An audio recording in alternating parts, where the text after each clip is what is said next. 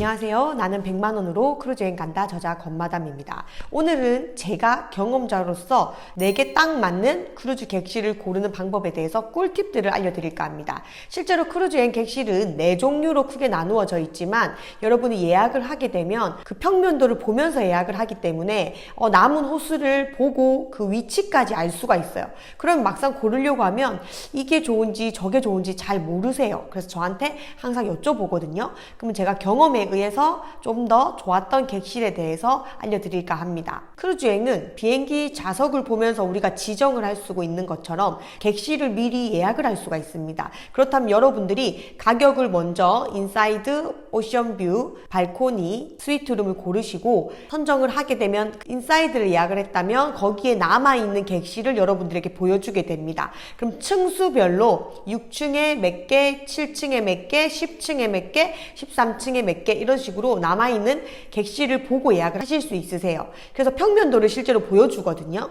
그 평면도를 보고 남은 객실의 위치를 확인을 하셔야 되는데, 저는 팁을 드리자면 조용한 것을 좋아한다 그러면은 엘리베이터 근처를 예약을 하시면 시끄럽겠죠. 사람들의 동선이 많으니까. 그래서 보통 후미 쪽으로 예약을 많이 하시고요. 또는 배 구조가 이렇게 앞쪽에는 이렇고 뒤쪽에는 이렇다 보니까 보통 4, 5층의 앞쪽에 레스토랑이나 극장이나 우리가 노는 문화들이 많이 위치해 있거든요. 그렇다면은 그런 쪽에는 사람들이 이동이 많을 거기 때문에 또 저층의 앞쪽은 시끄러울 경우가 많습니다. 그래서 조용한 걸 선호한다고 하면 보통 후미 쪽, 엘리베이터와 먼 쪽 또는 이제 고층을 선호하는 거고요. 근데 저 같은 경우에는 이제 아이들을 데리고 가고 인원수가 많다 보면 저는 엘리베이터 근처로 예약을 합니다. 이 크루즈 배가 워낙 크다 보니까 진짜 끝에서 끝까지 걸어가면 20분, 25분 걸리는 길이거든요. 63 빌딩을 눕혔을 때보다 더 깁니다. 그래서 자칫 잘못하면은 왔다 갔다 하다가 시간이 낭비되는 경우가 많아요. 근데 엘리베이터 근처에 있다면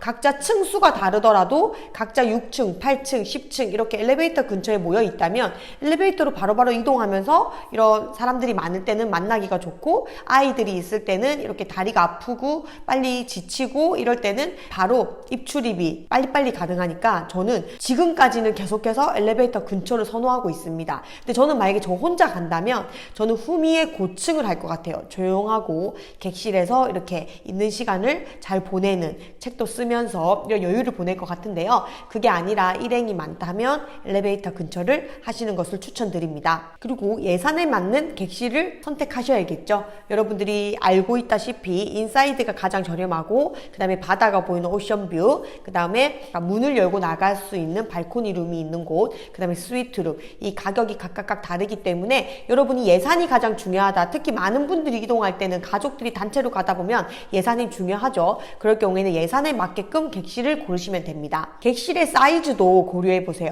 실제로 크루즈 모양이 이제 이렇다 보니까 앞쪽에 있는 곳은 같은 객실이라도 좁은 경우가 많고요. 뒤쪽으로 가면은 또 후미 쪽은 같은 객실인데도 좀 넓은 경우가 많아요. 각 객실마다 조금씩 차이가 있지만 크루즈의 구조에 따라서 객실이 조금씩 많이 차이가 나기 때문에 3명인데 좀 큰 방을 원한다. 그럼 예약을 할 때 사이즈도 볼 수 있고 좀 후미 쪽으로 빠진다면 조금 더 유리합니다. 그리고 자신의 성향에 따라 객실을 고르실 수가 있겠죠. 좀 멀미를 하시는 분들은요, 이 바다 뷰가 없는 곳이 좋거든요. 그렇다면 또 내측이 좋습니다. 내측은 항문이나 뭐 문이 아무것도 없기 때문에 빛이 들어오지 않아요. 그렇다 보면은 내가 체감을 할 때 이 크루즈가 이동하는지 아닌지 좀 덜 느끼게 되겠죠. 나는 잠을 푹 자고 싶다. 시차라든지 이런 거 따지지 않고 나의 시간에 맞게끔 좀 움직이고 싶다. 그런 분들은 아무래도 내측이 조금 더 편리합니다. 하지만 저처럼 객실에서 그런 발코니에서 바다를 보는 그 로망이나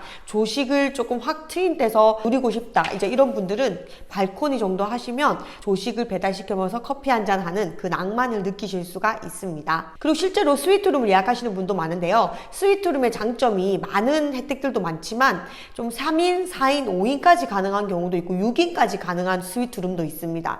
단 스위트룸은 2,000개의 객실이 있더라도 스위트룸의 비중이 가장 적게 있겠죠. 그래서 실제로 크루즈가 오픈이 되면 스위트룸이 가장 빨리 예약이 마감이 되는 경우가 은근히 많습니다. 비싸지만 4인, 5인, 6인까지 가능하다? 그럼 따로따로 예약했을 때보다 6인실을 함께 쓰는 게 나을까? 이런 또 가성비를 따지게 되기 때문에 또 스위트룸을 선호하시는 분들이 많고요. 저희 같은 경우에는 부부의 아이들이 3명이기 때문에 또 한 방에 묵고 싶다 그러면 보통 일반 객실들은 2인 1실 기준에 3인 또는 4인까지 가능하기 때문에 저희는 보통 객실 2개가 필요한 가정입니다. 하지만 스위트룸을 예약을 한다면 남아있다면 한나의 객실로 5명이 예약이 되기 때문에 이럴 때는 또 가성비를 따져보면 스위트룸이 좋고 또 스위트룸에서 주는 혜택들이 많으니까 우선 입장권 또 스위트룸만 따로 묵을 수 있는 자리를 마련해주고 식당만 하더라도 스위트룸이 갈 수 있는 프라이빗한 식당들이 있기 때문에 이런 거를 다 가성비 따졌을 때 또 스위트룸이 좋을 수도 있어요. 아이들이 많을 경우에는 줄 서고 기다리고 이런 게 좀 힘들 수도 있잖아요. 그럼 스위트룸이 장점이 많으니까 여러분들이 이런 걸 따져서 예약을 하시면 됩니다. 그리고 크루즈 객실 중에 예약을 하다 보면 나는 내치기든 발코니룸을 선택을 했는데 개런티룸이라고 있어요. 개런티 같은 경우에는 내가 객실 호수를 지정하지 않고 선사에서 체크인을 할 때 정해주는 객실, 혼자 갈 경우에는 가장 저렴하게 이용할 수 있는 게 개런티 룸이기 때문에 여러분들이 뭐 저층이 될 수도 있고 뭐 후미, 고층 이런 게 상관이 없다, 나는 잘 모르겠다 그러면은 가장 가격이 저렴한 개런티 룸을 선정하기도 합니다. 그렇게 되면 여러분이 예약을 할 때 층수라든지 호수가 나오지 않고 바로 예약이 다음으로 넘어가거든요. 그럴 때는 내가 개런티 룸을 예약을 했구나 그렇게 인지를 하시고 개런티 룸도 상당히 매력 있다는 거 알아두시면 좋습니다. 여러분들이 이런 객실 종류만 알아도 여러분한테 맞게끔 누릴 수가 있기 때문에 이런 영상들을 많이 보셔가지고요, 크루즈를 이왕 한번 탑승하는 거 100배 즐기기를 하시기 바랍니다. 구독, 좋아요, 알람 설정 부탁드립니다.